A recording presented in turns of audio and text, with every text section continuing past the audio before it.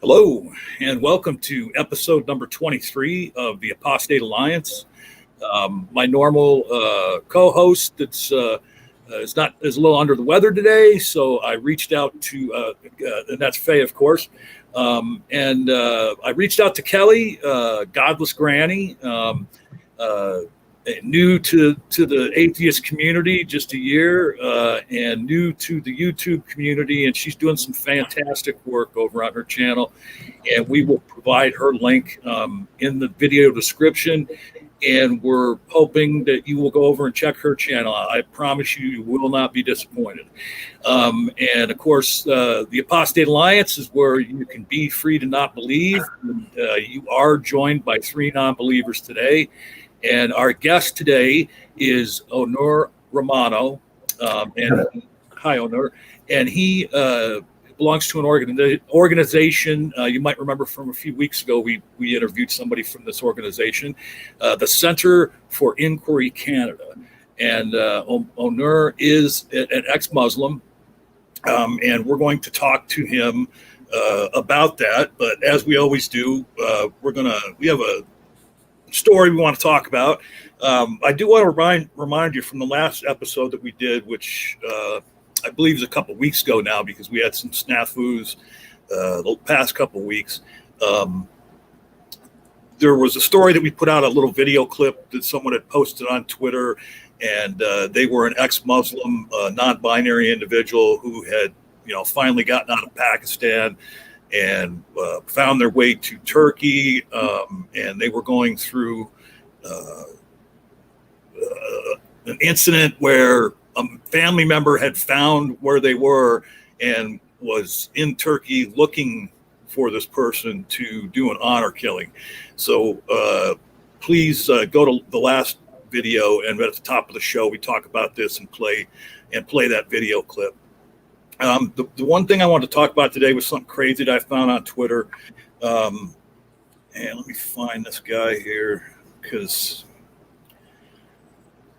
it's just kind of boggles my mind that this happens. And Onur has already said that this is a typical thing, as far as in Islam.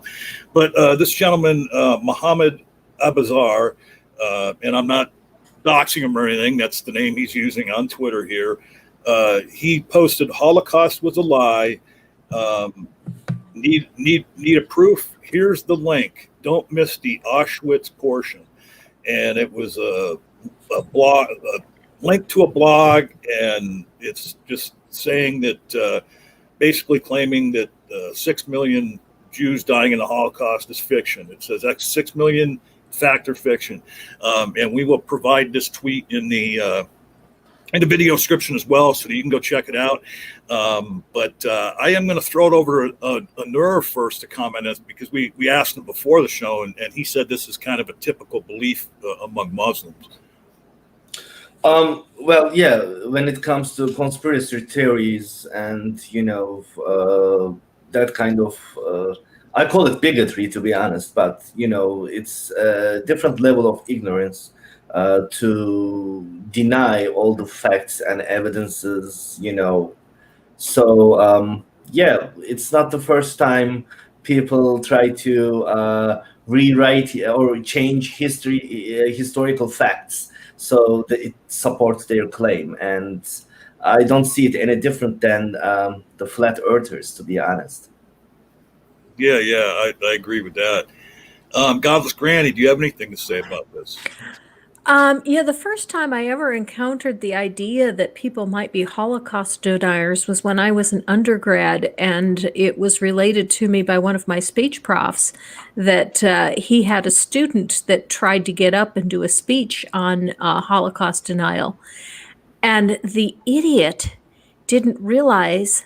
Now realize this was either 1980 or 1981. So my prof had lived through this, and my prof was Jewish.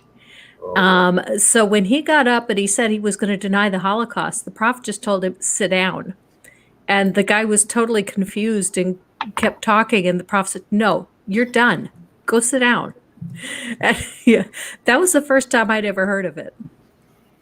Yeah, I guess whoever that individual is you're speaking of didn't read the room first before he exactly. Yeah.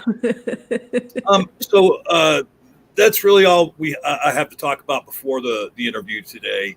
And again, we will put that tweet in the video description so you can go check it out yourself and maybe let this individual know how you feel about it. But we are here today to talk to Onur, and welcome again, Onur.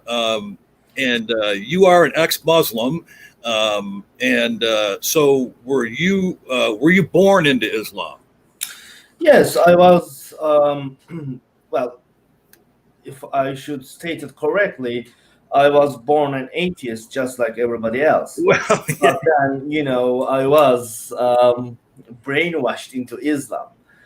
And I was a good Muslim boy. I really miss that guy. But, things happened. When I was 15 years old, I went to a summer vacation to my grandmother's summer house in the Aegean part of Turkey. And there was my cousin who was 10 years older than me. And he was going to college, and he was reading a book. He said it criticizes Islam, and that was something never heard of for a 15-year-old kid. And I'm like, wow, a book that criticizes Islam? Who's the author? He said Turan Dursun is the guy, and the name of the book is Religion This, Din Bu in Turkish. And I was like, okay. And I started reading the book, and this guy was a former imam, and who served 42 years as an imam to the Muslim people of Turkey. And after 40 years of research, he became an atheist, and he started publishing these books. And after he published his first or second book, he was assassinated with a bullet to his head by an Islamic terrorist group. Naturally, welcome to Turkey. So that's how things play out in Middle East. You can do your activism to a certain extent, but sooner or later you have to pay the price. And Turan Dursun paid it with his life, and many of others paid it in different ways. I am still paying it by having to be forced to leave my country and become an atheist refugee in Canada. So yeah, if you are gonna do atheist activism in the Middle East region, well, yes, there are consequences, but some of us take those consequences into account, and that's fine with it. We are fine with it. So we will pay whatever the price is. Do you think that Muslim people are more fanatical about their faith? I mean, if you leave other faiths, people might shun you. People might turn against you. People might ignore you, but it seems like the Muslim faith is the most radical when it comes to people leaving the faith. It is. It is. I mean,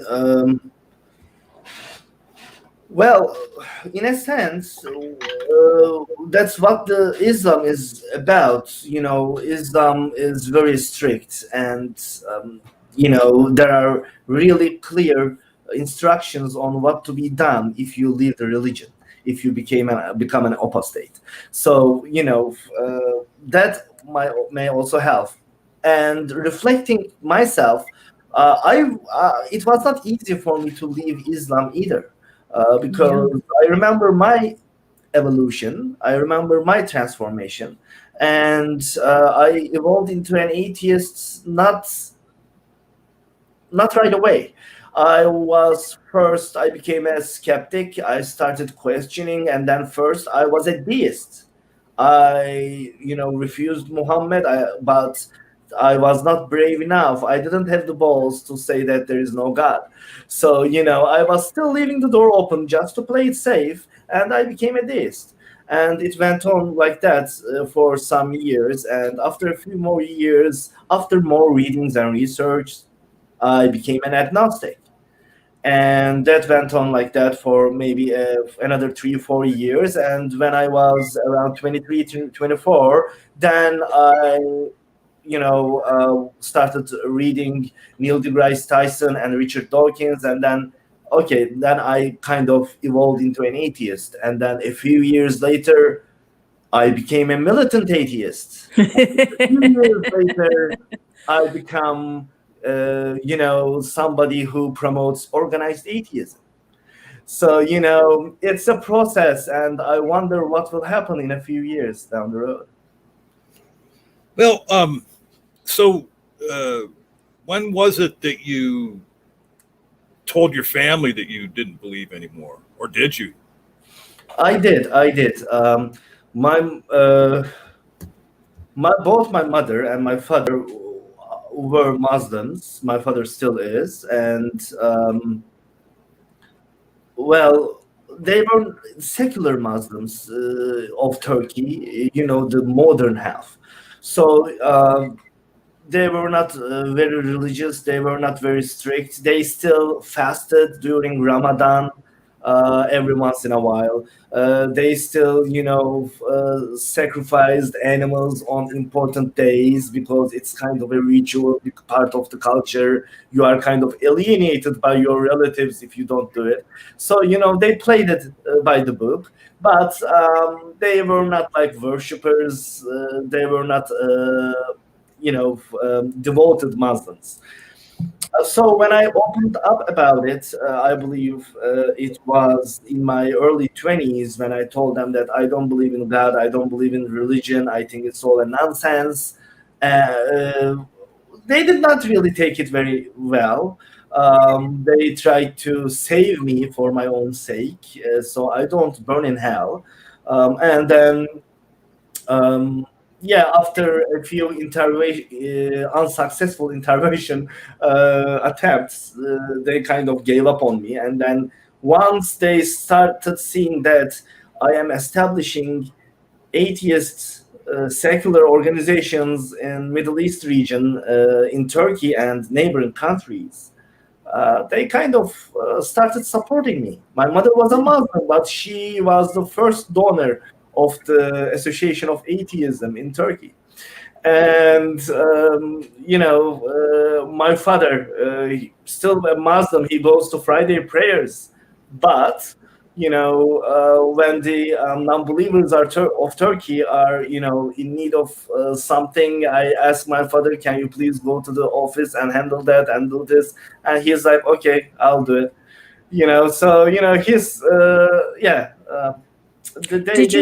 They did not reject me. They did not push me away. They said, you are our son. We'll accept you, whatever you are. Did you ever feel in danger from any other family members? Not danger, but being pushed away, being alienated, being, for example, my cousins still don't let me have close ties with their children because they are afraid that I will brainwash them and turn them into an infidel like myself. So yeah, that happens.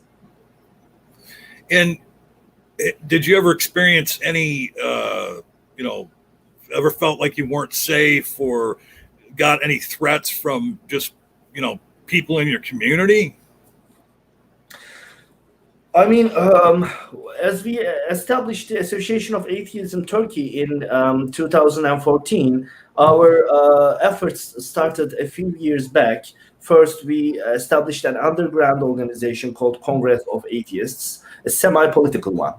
And then we started publishing an atheist magazine. First, printed hard copy atheist magazine of Middle East, atheist. And then after a couple of years, we started the NGO.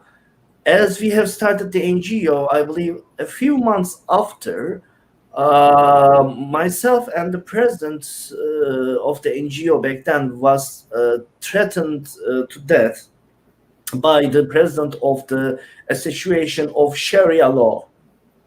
Yes, there is such association in Turkey too, as an NGO.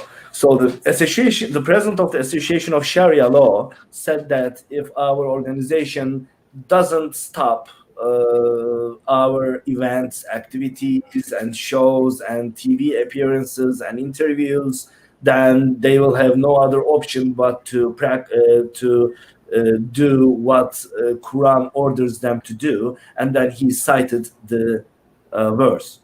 So and that happened on a live TV interview.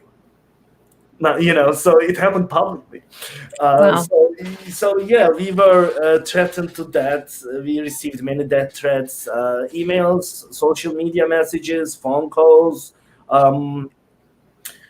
Yeah, like for example, we have a call center for the organization, and a couple dozen volunteers work in that call center. And naturally, that call center is forwarded to your mobile phone. And when you are on the go, when you're outside, if somebody calls the call center, if it's your turn, your phone rings, you pick it up. Guess what you need to say when you pick up the phone? Hello, Association of Atheism. How can I help you? So when this happens, while that person is in public transportation, I am in a metro, I am in a ferry, I am in a bus, and I'm like, hello, Association of Atheism. How can I help you? Everybody stops talking. Everybody turns their head to you and looking at you like, how dare you? Shame on you. How do you say that in public? The word atheist and the word atheism in Turkey is used as a curse word. It's a bad word. That's how you use it when you want to insult someone. So that's how it is regarded. And when you use that phrase in public, you get 100% of attention to yourself. Unfortunately. So yeah, that kind of attention and that kind of thing we got, like people are like, you cannot say this in public, you should keep your voice down, stuff like that. And yeah, so it happens. Do you think there are a lot of atheists in Turkey that are afraid to say that that's how they feel? Being a closet atheist is the default in the Middle East. So what happens is, you cannot really say it everywhere. You do that with your family. Guess what? If you are not old enough, your allowance is gonna be cut. If you are dependent to your family, or you are gonna have punishments or pressure from your parents or brother. Sometimes it can go as far as honor killings, as John mentioned at the beginning of the show. So, your family will see it as a disgrace to the honor of their family, to their last name, surname, to their, heritage, and they will try to put you straight, set you straight. And if that's not possible, then the instructions of what to do is well known by the Muslim community. So that usually happens. So being a closet atheist is, very common in Turkey. I would say over probably 60-70% of atheists are closet atheists in Turkey. I'm making this statement depending on with my 11 years of experience on the field in Turkey. And according to latest polls and other researches done by universities, we see that the average medium of those polls say that there is around 15% of non-believers in Turkey. Now, 15% of non-believers doesn't mean that all of them are atheists. Of course, there's deists, there's agnostics, there is atheists, there is pantheists, Satanists, right? Atheists and Pastafarians. So there are, different categories of non-belief as well. Mm-hmm. And so, yeah, like I totally forgot where I was going with that. Sorry about that. So yeah, what was I saying with that? Oh yeah, so these different categories of non-beliefs, I believe atheists are around 7 to 8% of that 15% of non-Muslims. At least 8%, 7% are atheists, and I believe only maybe less than a quarter of them are open atheists. So yeah, that's pretty much how it plays out in Middle East. Having said that, I would like to underline that Turkey still remains to be the most modern of amongst those Muslim populated countries. So, the picture I'm drawing is not as dark as it is in Iran, Iraq, Saudi Arabia, or in other Muslim majority countries. Yes. Yeah.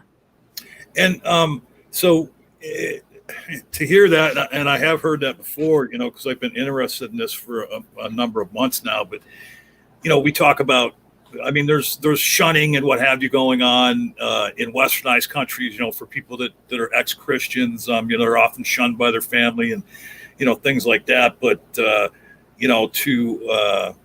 to think about what can happen to you in a Muslim country if you come out as an atheist, that would leave a lot of motivation to not come out of the closet. There's a lot of closeted atheists in Christian countries too, some westernized countries, but add to that, what they're going through in their minds, add to that the chance that you could be hurt or killed. I can't even imagine what's going, through. Well, actually, I can imagine because I've talked to many of them on Twitter. So what happens when you come out? When you come out, it's not only your family. You get negative feedback from your workplace. You can get fired. And also you can get evicted from your home. One of the former presidents of the organization got kicked out of her home because of being the president of the organization, nothing else. So, this kind of stuff happens. So let's say you came out and none of these happened. Okay. Well, guess what? It may still become a kind of threat if you are gonna apply to a government job. If you are gonna, if you want to become a government officer and if you want to get promoted, it's not gonna happen as easy if you are a member of this NGO. That's because Turkey is run by a pro-Islamic government for the past 2 decades, and they are doing open discrimination against practicing Muslims and non-practicing Muslims. So of course they will do discrimination against atheists and non-believers. That's natural, according to them. So there is not only one potential consequence and outcome. There are many. Did you lose your job when you came out? Not because I came out, but because I lost my job at a university where I was working as a research assistant and lecturing. I lost my job because I received 2 warnings for promoting anti-theism during my lectures, and I'm not really gonna deny that. So yeah, I did not lose my job. I was kind of forced to resign. And is that when you decided to move? No, the reason I moved was because in late 2015, December, there was a police raid to the organization's headquarters in Turkey, looking for me and another director. And when we when we asked our lawyers to investigate what's going on, they found out that the prosecutor's office was preparing not 1, but 7 different cases against me with 44 different counts in total. Insulting religion, insulting religious values, insulting the prime minister, insulting the president, insulting the regime, insulting the judiciary system and the armed forces. So these were some of the charges. And because of, and these are all related to my interviews where I was representing the organization, or my social media posts, or the speeches I delivered during our events, public events. So some people obviously recorded them and then reported it to the prosecutor's office, because even if you say there is no God, religion is a lie, you get sued for that because law permits that. It's blasphemy. And so yeah, those kind of things happened. And in one of the interviews, I compared Quran and the Green Hulk and the Godzilla. Horrible. And now I have 3 years, 8 months of sentence for that joke. So yeah, that happens. But all of those things would be considered free speech here. Yeah, there's no blasphemy laws here. I mean, you might take some heat from religious people, but the cops aren't going to come and round you up. Well, in Canada, we had blasphemy laws until a couple years ago, and thanks to the efforts of CFI Canada, we repealed the blasphemy law in Canada 2 years ago. I mean, I was aware of that, but they didn't really enforce the laws. Oh no, yeah. And then, did I hear you correctly? Did you say that was the sentence hanging over your head, or did you actually spend some time in prison? Oh, I have spent some time in prison, a total of 3 years as well. Oh my God. And then, but the move, me fleeing Turkey, was particularly related to that police raid in late 2015. And once we found out that they were preparing 7 cases, I consulted my lawyers. The lawyers of the organization. I'm like, what do I do?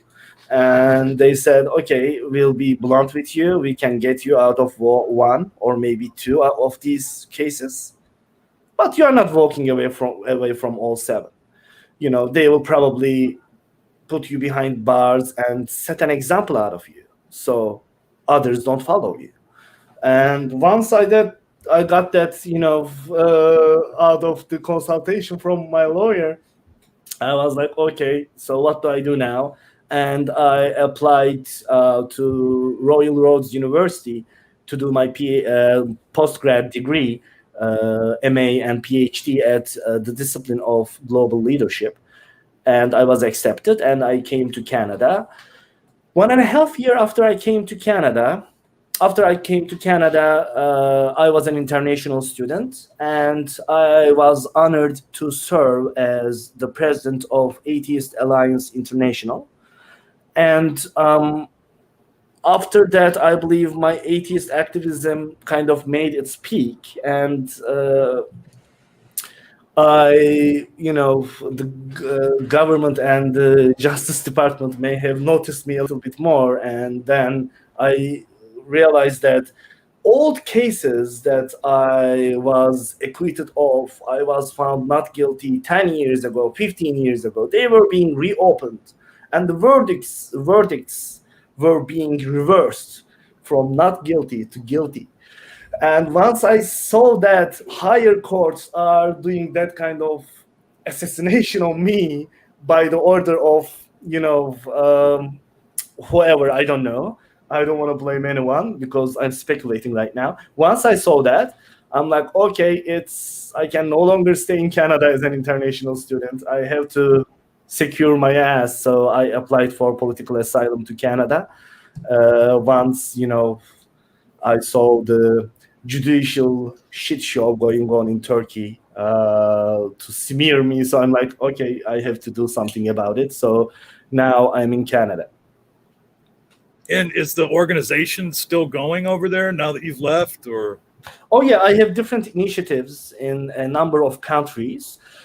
In Turkey, we have the Association of Atheism Turkey, which is the first and only legally recognized atheist organization among Muslim majority countries. And then my second initiative was to establish the atheist organization of the Republic of Georgia, a neighboring country to Turkey, a fundamentally Christian neighboring country. And that happened in 2006. Our efforts started in 2016, and I also have ongoing efforts in the Republic of Azerbaijan. Right now, we want to establish the first ever atheist organization of Republic of Azerbaijan, and after that, next I have Republic of Northern Cyprus and Southern Cyprus.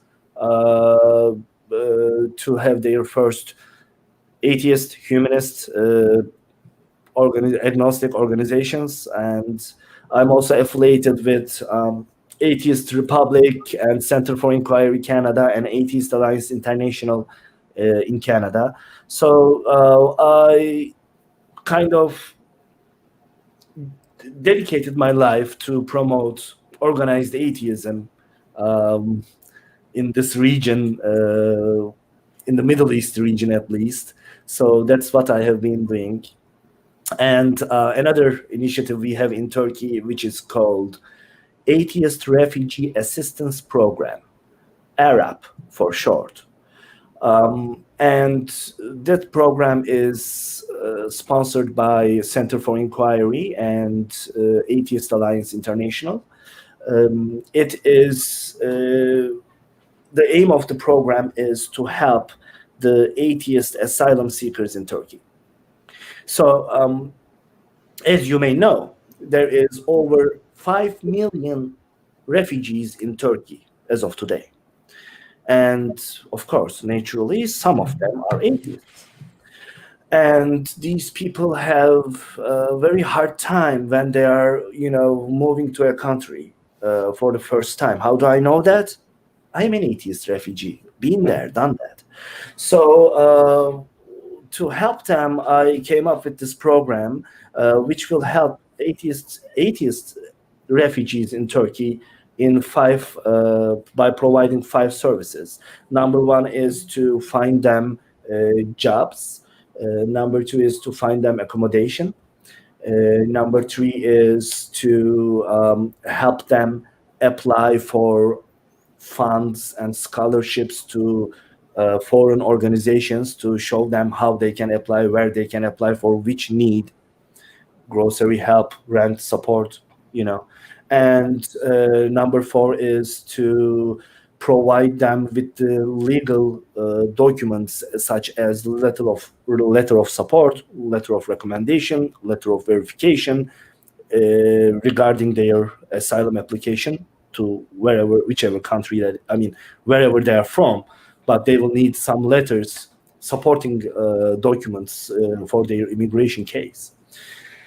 And the last service we provide is to offer them legal aid, legal help in terms of providing them with volunteer immigration lawyers who can assist them with their asylum application. So we have started this program in Turkey in August 2020. And this is exclusively for atheist refugees, non-believer refugees who are currently stuck in Turkey. And so far, we have reached around 15 to 20 people. And you mentioned a case in the beginning of the show, which that is a case we are very familiar with, we are in touch with. And very sad to admit that it is just an identical, similar of multiple cases we have that has a family member coming after the person to do an honor killing in Turkey so that they can clean their family honor because that individual is now apostate, atheist, gay, whatever. Yeah, wow. Well, and I'm sure Kelly can relate to that. She's very familiar with the LGBTQ community, and I believe she has an offspring that is part of that community. I do. Yeah, Some people consider me a member of the community as well, and others don't. It depends on how you interpret the A. Well, right, yeah, I forgot about that because that's not like the first thought that comes to my mind about right. Yeah, and I don't always think of myself that way either. Yeah, because she identifies as what's the word again? Asexual. Asexual, yeah. But so, are you saying that the individual I've talked about the show, they're okay, they're doing okay? Yes. Well, what I'm saying is we are in touch and we are trying to get them the necessary protection from the police department. So, yeah, I hope we are talking about the same case. But I believe we are. But as you said, there's more than one of those cases going on. So, yeah, because I haven't seen any other tweets since that one. And I often wonder because I mean, I'll be honest with you. When I first found out, I mean, it brought me to tears. I mean, and so I'm hoping against all hope that individual does find it to safety and. Once we found out that the family was after her, we changed her location just to play it safe. One thing that I'm curious about is your attorneys. I would think that the government would be after them. Are they, if it's not safe to answer this question, please let me know and don't answer the question. But are the attorneys actually located in Turkey? Are they able to work inside the country? Yes and no. Okay. Depends on what they do. Depends on which buttons they push. In my case, the attorney that gave me that legal advice also ended up in another Western country as an atheist refugee because he was receiving the similar pressure from government, and he did not want to stay behind bars. So even the attorneys of the organization sometimes feel the need to become refugees and seek asylum, which is sad. So there was another organization that you sent me about, and as far as like the Atheist Refugee Assistance Program in Turkey, is there a website to that? Yes, I can type the website in the chat area or in the description.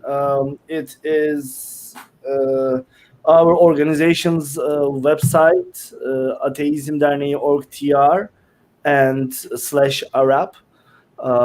But we will also get another domain for it. I believe within a day or two, and it will be exmuslimsturkey.com. Okay. So that it's gonna be easier to access to that. And then website. once that domain hits, please email that to me. Yeah, it'll be up and running within the next few days. Okay, awesome. And then you mentioned another organization, Secular Pastors in Penitentiary System. Could you tell us about that? Oh yes, I have a few side projects, and one of these projects is the Secular Pastors in Canadian prisons. That's the project. So as you may know, there I was incarcerated for a while, so I know how it is, and most people have nothing but religious books to hold on to and to get hope from while they are in prison or jail. The libraries of prisons and jails, you will be surprised of the amount of religious doctrines, religious brainwashing and books they have, over half, I can say. So, that's sad. That's something we need to change. And it is not only religious people who get arrested, good and bad. We have it among all communities. LGBT people have good and bad. Atheists have good and bad. Christians, Muslims have good and bad. So, we need to kind of reach to these people who are being incarcerated. And atheist pastors became a thing in Europe, in Northern European countries, Western European countries for the past few years. Some prisons, some penitentiary systems have atheist pastors, agnostic pastors, because they have such inmates as well. And because of that, I thought this is something we can bring to Canada. This is something Canada is missing because, there is no such thing going on in Canada. And Canada is one of the most liberal modern states in terms of adopting that kind of new things. And I see that it's not the case with secular pastors. So I am now working on a research project about the necessity, the need for secular pastors in all provinces of Canada.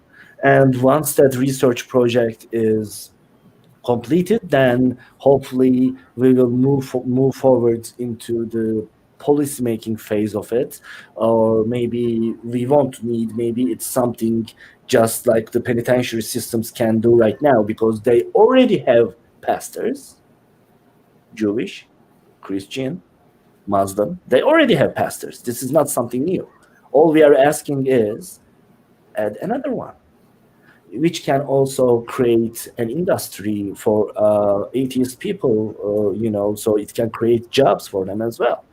And not only that, but you don't want people to become more religious in prison, and then you don't want their church attendance during their sentence to play a good role in terms of them becoming, released early, or something like that. Because then you are not giving them any other option. They are saying that, okay, you want to be released early, then you can take these courses. Show us that you are changing. Show us that you are becoming a good person. And one of the first things you do is sign up for the church class and church meetings, so that your PO officer or whoever that is, that board that is going to release you, is going to say, oh, okay, he's attending the church, he's taking religious seminars, he's taking religious classes, blah blah blah blah. Okay, no, that's not right. So that's what I'm trying to change by putting secular pastors into play. Are they really pastors, though? Because isn't a pastor really a spiritual advisor? And if you're secular, you don't believe in a spiritual realm. Exactly.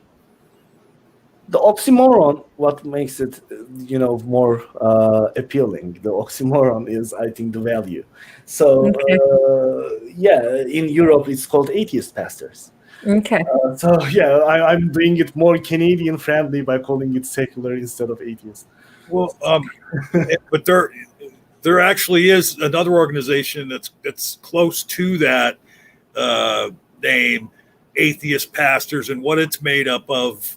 And I'm not sure if it's only in the United States, but what it's made up of is pastors who stopped believing Yeah. and still continued to preach to their flock because they cared about the people. So a lot of them were, in the closet about being non-believers, and then they had this organization, Atheist Pastors, that they could touch base with, and Yeah, I mean, you can call it pastors, you can call it counselors. It doesn't really matter. Yeah. It's just, the service they are providing is essential. It's important, and it shouldn't be exclusive for believers. Well, and the thing is too is like I like the concept because I spent a few years in prison myself. You touched on it, but you'd be amazed at how many people claim that that's where they found Jesus when they were in prison. I feel as if a certain percentage of those are, like you said, they're just trying to look good for the parole board. But I think it would be a good thing in any country because, the goal of prison, which they don't meet this goal very often, is to, rehabilitate people and make them productive members when they get out of prison. And for some people, it would be good to have like a secular, like a humanistic kind of approach to, how they're going to be when they get out of prison. Because often with religion, they just want to indoctrinate, and then they don't really give you any life skills to, continue on your way once you do get out of prison. But if they had like a basis of, like a secular basis, would maybe give them better skills, because I would imagine that type of organization, would be talking to these people in prison about how they're going to live their life once they get out of prison. Whereas most of the religious organizations would be, this is how you're going to follow God when you get out of prison, and that'll fix your life. Yeah, I mean, we just have to explore the options used around the world, especially in Sweden, Norway, Finland, and try to see how we can best adopt it, because it's not like we are inventing the wheel here. It's already been done. Mm-hmm. It's already been thought of. You also had emailed me, and you had recently launched your website, www.onurromano.com. What is the new website about, Onur? Oh, that onurromano.com is just my personal website, which kind of lists the ongoing initiatives I have in different countries, and the projects I have going on right now in Turkey, Georgia, Azerbaijan, Cyprus, Canada. So, if you like to have more information about those projects, if you like to have more information about the status of our organized atheism attempts in Middle Eastern countries, if you like to have more information about myself, my biography, my past, and the judicial stuff I have been through in Turkey, all that, or if you like to have more information about the YouTube channels that I am running, I am contributing or volunteering, please feel free to visit my website to get more information. If someone is a Muslim and they're in a Muslim country and they're looking for assistance from someone like you, how would they find out about you? They all need to do is go to onurromano.com, and at the bottom of the page, there is the contact information, and there is also a form they can use. All I can tell them is, if you are an atheist activist who wants to be part of my team, or an atheist asylum seeker in need of help, contacting us through email is the fastest way. And if you are an atheist activist in a country where blasphemy or apostasy is punishable by death, please share your information with us only through email or end-to-end encryption message platforms. Yeah, and I mean, I have to say too that with what you described, about what the law was trying to do with you, and whether the threats you were getting and everything. I mean, I know a lot of people have been in those situations in Muslim countries, and nobody would have ever faulted you for getting out of the country and then just turning your back on that portion of your life. And I'm just so impressed that you continue to be involved in the lives of other folks that were left behind there. Very impressed by that. Well, I was inspired by the secular rescue program of Center for Inquiry and the Atheist Support Network run by AAI. So, it did not, happen like that. I had inspiration from those two organizations. So it's not all me. Is there any fear that the government of Turkey will bring pressure on your parents because of the things that you do? I don't think they will be able to bring much pressure, especially to my mom, since she passed away 2 years ago. Oh, okay. I'm sorry to hear that. I don't mean to laugh at your loss. I'm sorry for your loss, but yeah, you're right. And as far as my father, they might, but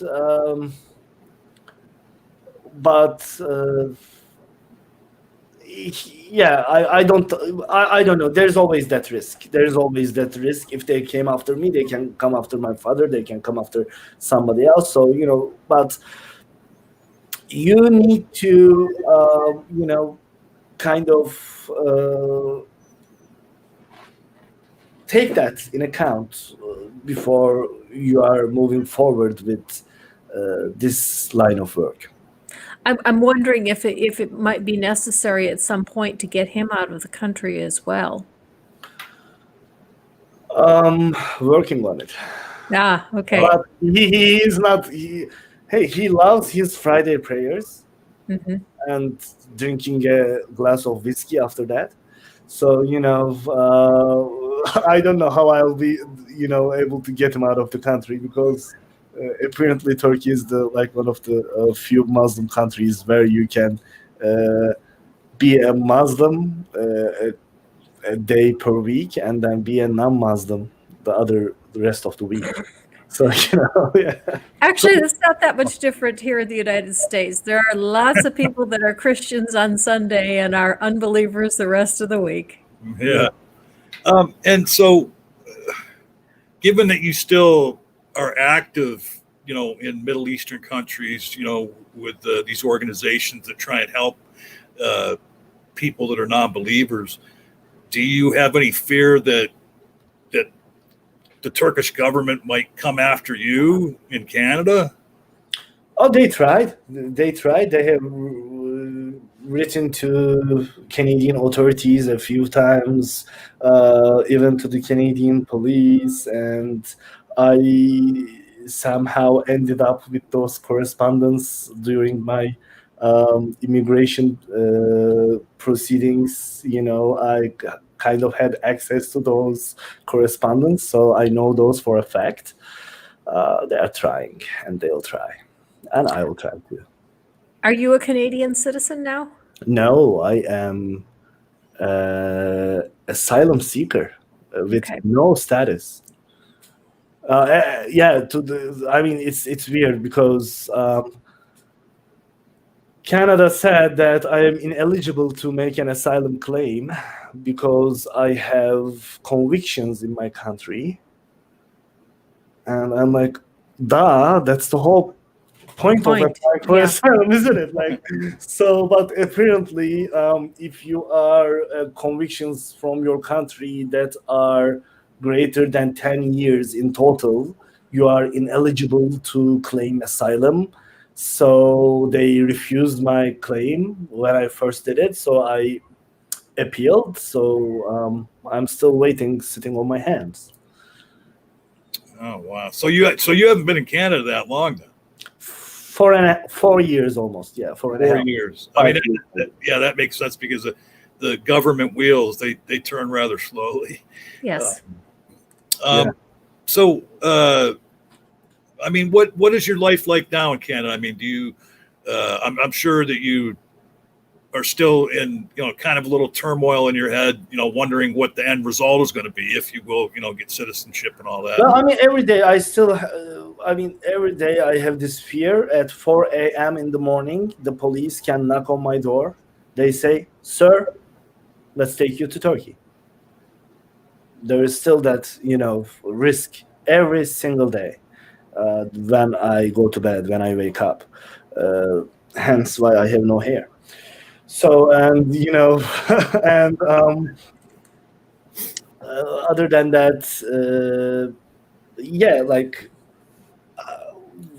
I can be, returned to Turkey, but this should not stop me from doing what I want to do.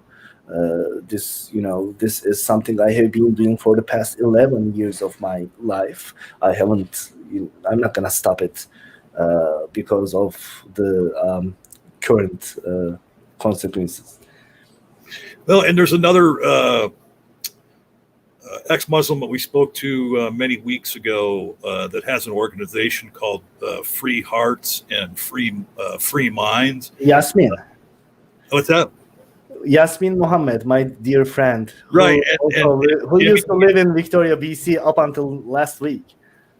We used to live in the same city. I know her. Yes. Yeah, and then Jimmy, I always forget his last name, but he goes on Twitter as Jimmy London. Yeah, he's the counselor, and so once we interviewed him and talked about that, I've made it a practice since then to put that link in the video description, for people that need help. With your permission, I would start putting your organization's links in the video description each time we do an episode of this. I would love that. I would love that, and I can also send you the more links if you like to add them to the description. I can do it right after the show, and yeah, that would be awesome because I want to create a block of different organization links that I can just paste right into the video description every time we do an episode for those people that are looking for that type of help. It's just so much easier. I became an atheist, and I went and told my family, after it happened. I mean, I didn't make it a point of telling them, but then they found out, discussions after that. And then that basically was all there was to it, for me. And there's so many people around the world that just can't do that because of the horrible things that can happen to them. So, Granny? No, I was just agreeing with you. Right. Oh, go ahead. I was going to ask you. Yeah, I was saying about my situation in Canada right now. It's funny because I came here originally to do my MA and PhD program in Royal Roads, and towards the half of my MA program, I had to apply for political asylum, and as of now, I have no study permit. I cannot study until my immigration process is over. So I cannot continue my schooling. I cannot work. So I'm only allowed to live, breathe, and do my activism. So yeah, that's what I do right now. That makes sense. That's why you would do that and have time for all of that. Yeah, I mean, I'm working with volunteering for 4 atheist organizations around the world right now. So that kind of takes around 14 hours of my time every day. Oh, wow. So why don't you tell us a little bit about refresh our audience members who were here last time, and my apologies to the person we already interviewed. I can't pull their name out of my head. Maybe you remember who it was from your organization that was already on here, but tell us about the Center for Inquiry and what you folks do and what your goals are. CFI is an old organization originally from United States. Most people know Center for Inquiry with the merger we had in 2016 with Richard Dawkins Foundation for Reason and Science. They merged with CFI in 2016. That's how most atheists became aware of CFI. Because before then, mostly it was, regarded as a secular organization. But after that merger, it started leaning towards more on the non-believer. And since they merged with the pioneer of militant atheism. So, CFI Canada is moving with the same objective and same goal in Canada. And CFI Canada has made great progress 2 years ago by establishing to repeal the blasphemy law in Canada. And we have many other different projects, some of them research projects, some of them will develop into policymaking projects. And we have many chapters, over 10 chapters in Canada. All of our events are done virtually for the past 6 months since the corona pandemic. So I am the manager of the virtual branch, and since all of our events are virtual events right now, we are promoting everything, and everybody can attend through Zoom and also watch it later on our YouTube channel. We are, trying to make Canada more secular. Yeah, it's sort of what the people in this country, make America great again. Make Canada that's where I was going with it. And it seems like a natural partnership there because oftentimes atheists are created because of their inquiry into religion. Like as for myself and a lot of other atheists I know, it was actually reading the Bible that sent me down the path of atheism. There's so many Christians that have not taken the time to sit down and read their Bible. So it's the Center for Inquiry, I think, kind of goes hand in hand with Richard Dawkins' organization, because oftentimes when someone starts to inquire about what the religious is about, they find their way to atheism. Yeah, I mean, another fact that CFI Canada is Canada's only national non-profit for science and free thought. So, it's the only organization that advocates for evidence-based decisions on government policy, healthcare, public education, human rights, those kind of... there's organizations who are doing those, but, on the national level, there's one educational charity who is fighting for secular values. So if concerns like climate change, blasphemy laws, education curriculum, medical pseudoscience are important to you, I would urge everyone to become a CFIC member. Well, and I've only known Granny a short time, but I think I know her well enough to know that she'll be going and checking that website out. Yes, I will. Yes, she's very interested in science, and her new. And it's only $20 per year. Well, to support become a member.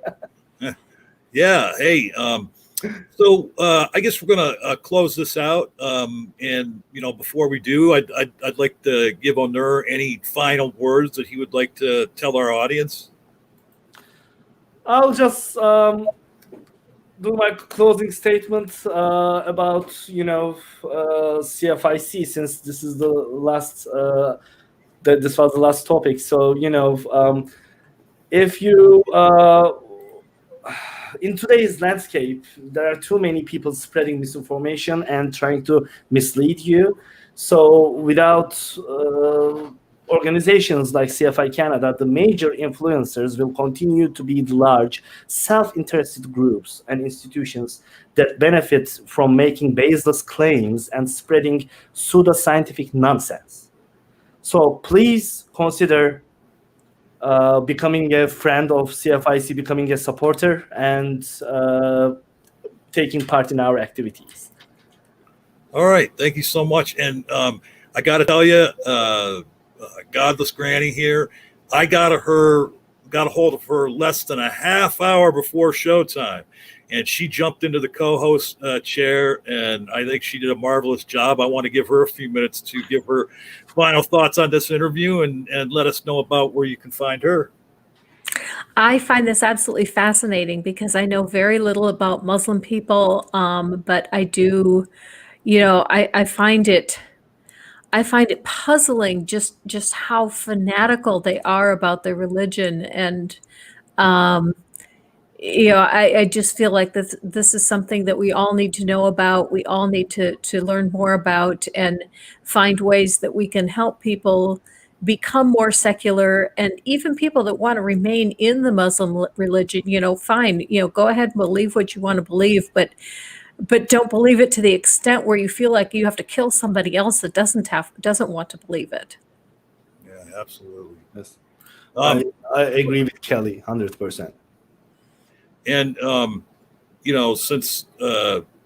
since Kelly does not seem to have that shill gene in her that the rest of us have, I'll say again, her YouTube channel is Godless Granny. There's some great content over there, and she is at Kelly Purcell on Twitter. That's the tag to hit her up, and goes by Godless Granny on there too. So I will let you know what I've got coming up Tuesday. Yes, please do. It's something completely different from anything I've ever done before, because I'm doing a Halloween theme show, and we're going to talk about decorating and cooking and makeup and costumes and just, fun things you can do for Halloween. Oh, wow. That'll be great. I'm going to be over there for that. I don't think I've got dressed up for Halloween in 40 years, but we'll have to check that out. Again, my thanks for Godless Granny for stepping in at the last minute there. I hope my regular co-host Faye is doing well. We love you, Faye. Please come back to us soon. And a final thanks to Onur. It was so nice talking to you. You were a very, very easy guest to interview because you had a lot to say. And I love that when I get guests that I can ask a question to, and then they just go off and tell me everything there is to know about it. Sometimes you get a guest and it's like pulling teeth, getting information out of them. None of that with you, sir. Yeah, I've been there. I know. Thank you very much. This was a great show, and I would love to join your show again. On a different topic, perhaps. Thank you for having me. It's a great pleasure. I'm honored to be here today. Well, and I'd also like to tell you that you're welcome to come on this channel. Does other stuff. We have open room on Wednesday night where people come in and bring their own topic to talk about. Perhaps my the guy who owns the channel that you met at the beginning of the show, Nakasuchi, he may reach out to you in the future, and he has expressed his interest in talking to ex-Muslims. So I'll be honored. That's awesome. And just to let everybody know what we got coming up here. Okay. Okay. I'm looking at the wrong one there. So, all right. We just had on our next time, the 25th of October, next Sunday, we're going to be joined by Little Devil. as she's known on YouTube or on Twitter. She's also an ex-Muslim. The 1st of November, we're going to be joined by ex-Christian Nick Suter. And on the 8th, we will have a pre-recorded interview with Harris Sultan. Oh. Which I'm sure you're familiar with, Onur. Yes.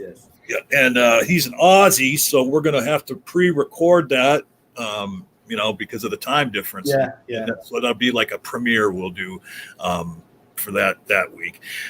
Thank you so much to both of you for being here. Thanks to all the audience. Saxy Calzan showed up. We got Doubting Thomas. Otangelo's here. Rage, of course, is in there talking to everybody. And Uri Bench. Handy Banda. Don't know what that means. Great name, though. But thank you all for stopping by. Anybody I missed to mention, thank you for stopping by. And just remember, here on the Apostate Alliance, you can be free to not believe. And Onur is working towards bringing that message everywhere that, you don't have to believe. And for all of our viewers right now, on December 10th, 2020, I have an event I do annually. It's called Protecting Blasphemers. And it's a physical panel discussion event based in Victoria, but due to Corona, we will do it virtually over Zoom this year. And I'm planning to have some atheist superstars on the event. So yeah, I would like everybody to mark their calendars for December 10th and follow the CFI Canada or my website, and we will be announcing the event shortly. When you email me the other links you were talking about, put a reminder about that in the email, will you? Because I want to keep. I just took a note of that. Yes. All right. Again, thank you both of you for being here today. I feel like I kind of got to interview two great people here today because Godless Granny showed up. But again, everybody, be free to not believe.